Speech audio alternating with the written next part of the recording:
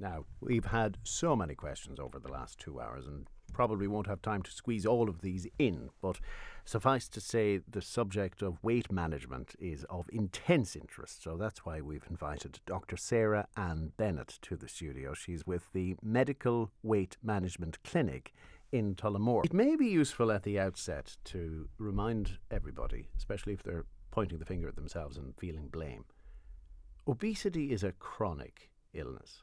That's correct, yeah. Obesity is actually a disease, and it took us a while to define it as a disease. In 2019, we actually redefined it as a medical condition, and it's quite a complex disease. So I think a lot of people for a long time would have blamed themselves, thinking that they were weak-willed and that they were just overeating and probably not moving enough, but there's so much more to it than that.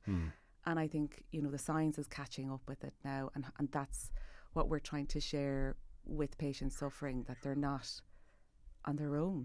To that extent, there was a feeling that maybe it was self-inflicted, that if somebody wasn't managing their diet properly, if they weren't taking exercise, in calling it a disease, at least it suggests, hang on, you're not in full control here. Yeah, it's one of the greatest misconceptions about obesity is that it's solely related to diet and exercise. There's so many other factors at play. The European Association of Obesity actually define the causes of obesity into 12 subcategories. So things like genetics play a really big role, up to 70%, which is huge. The environment we live in is very obesogenic. And what I mean by that is it is a very easy access to high caloric foods that are very poorly nutritious, and we're living more sedentary lifestyle. And that's a massive reason why the crisis of obesity is such a problem these days.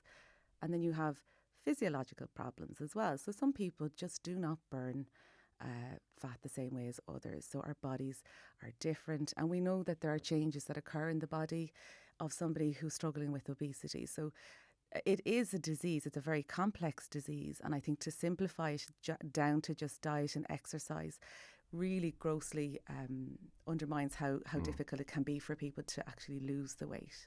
One of the reasons we wanted to talk to you is that you are a doctor. Yeah. And when you go on social media these days, especially TikTok, there are any number of experts who will advocate go into a calorie deficit, cut out sugar. Some would say cut out fats. You have these different messages and some conflict completely with each other. Yeah. What approach do you take? Okay, so the approach that I take first and foremost is to try and identify the root causes of somebody's weight gain and their issue around obesity. So it's really important to fully assess somebody. And that's not just by checking BMI, because whilst BMI is a really helpful marker of where they're at on the scale of severity, it doesn't account for things like body composition, for example. Like men and women are different. They have different body compositions. It doesn't account for muscle versus fat. And, you could be considered in the obese category, but you're an athlete. So there is more in-depth analysis that you need to do to fully understand what somebody's risk factors for health issues are going to be. And, don't get me wrong, I don't disagree with somebody, eating less sugar and, getting up and doing more exercise. We know that building muscle helps to burn more, you have a higher metabolism. Yes. But I think in combination with pharmacotherapy, that's kind of where we're leading now, for people especially who have a BMI over 30.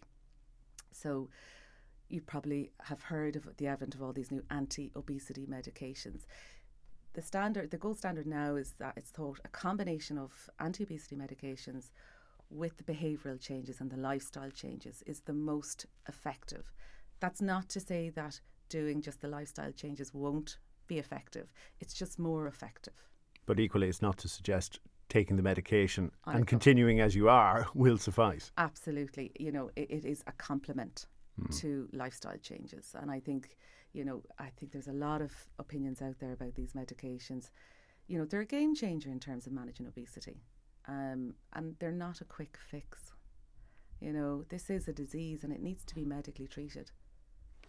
Let's go to the questions. And one I thought was excellent from a caller earlier was about finding that sweet spot. If you are going to go into a calorie deficit, for instance, to not undereat. that there seems to be a point beyond which if you eat too little, your metabolism nearly stores more? Yeah, I'm not sure what's going on there. So, this phenomenon you're actually talking about is explained in science by a theory called the set point theory. And essentially, over the years, our bodies have evolved to deal with starvation, and it does so by hanging on to body fat or reducing down our energy in order to kind of make sure that we survive. This was a built-in survival mechanism, and it's actually really difficult to override that. And so if you're going into a calorie deficit, the body actually does funny things. It says, right, okay, I'm going to increase the hunger hormones. I'm going to reduce the amount of fullness or that I feel, those hormones as well. And it's going to try and slow down your metabolism. So that is a really difficult thing. And I think when you talk about calories in and calories out, this is what I'm saying about the physiology. In people who are obese, we think that the set point for people is different. And for someone who has obesity, their set point is possibly higher if you look at it like a thermostat. So they're working against this built-in physiology, and that's the typical thing that I see when people come into me. They're like, I've been doing so much hard work, I've lost some weight, and now they've plateaued. Now the weight's starting to come back on. It's really frustrating. And it's one of the first things I like to talk to people about, is to explain that.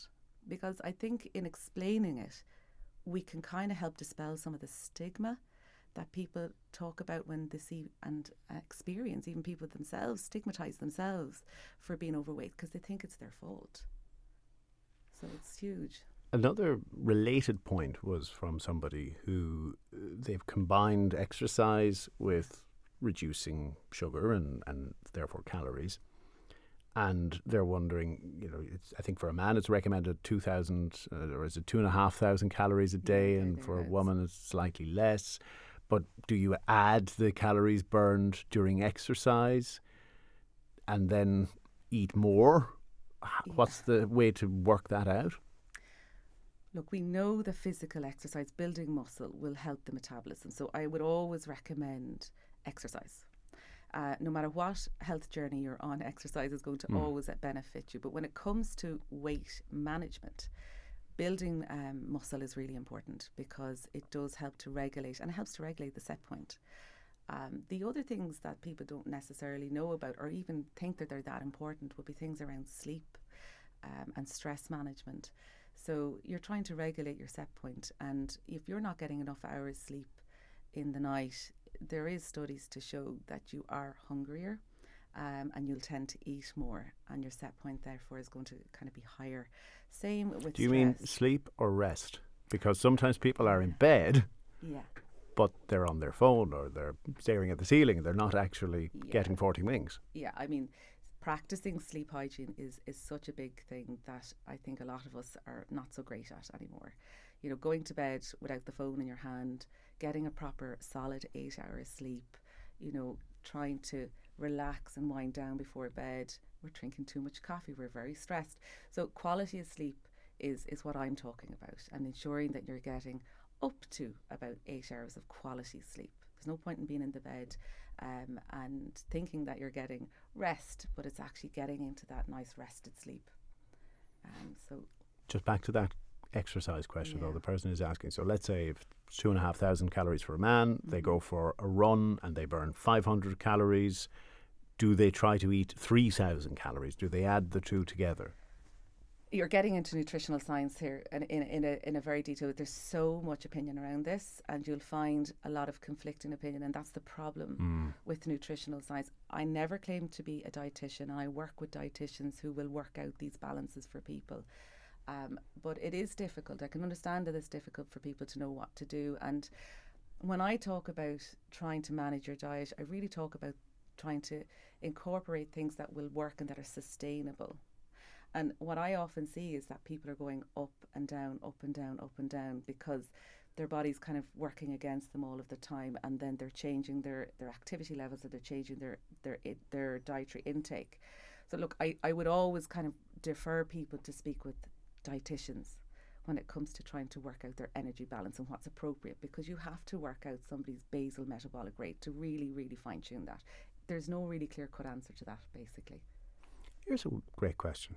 Does the doctor consider weight loss medication a last resort, or should it be an earlier intervention? Okay, so to bear in mind, when do we use it? We use it when somebody's obese. That's a medical condition.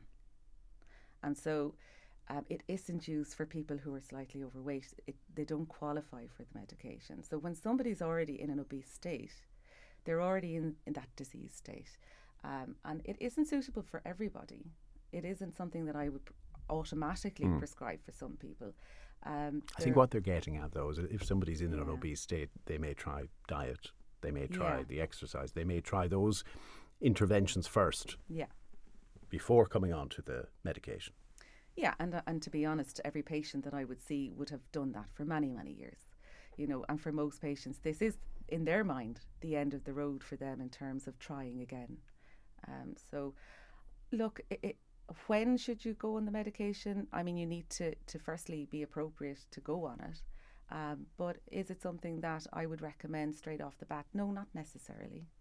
As I said, I work with a team of dietitians, Spectrum Health. They're excellent. They're specialists in obesity nutrition. We could sometimes be referring people for psychology. And some people aren't even, suitable at all for the medications. They actually need to go for surgery. So surgery. The psychological piece is interesting because you're perhaps only treating the symptom if you don't figure out why somebody is eating the way they are. Well, look, to state the psychological impacts that obesity has on somebody, it's huge. Their emotional well-being is usually really affected. What came first, the chicken or the egg? It's not an answer you can give. And when you talk about the pathophysiology of obesity, we realise, again, we're trying to move away from this kind of idea that it's somebody's choice to be this way. People with obesity may have lots of different issues, but I think most experiences that are shared with me from people is that they feel very stigmatized because of their weight, and they've been discriminated potentially all of their lives because of their weight, and that can compound psychological issues.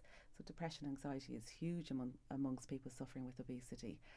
And then they turn to food sometimes to try and pacify those stressful emotions, which of course compounds things and could end up into disordered eating. So it's really complicated. Everybody's different. I'm not saying that everybody that's obese has psychological issues, and that's a key point to make. I'm just saying that it's very prevalent amongst the obese population.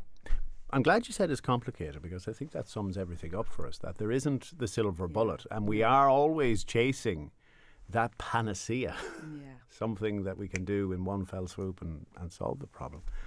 Dr. Sarah Ann Bennett, thank you for giving us an appreciation of all the complexities. And you can find Sarah at the Medical Weight Management Clinic in Tullamore.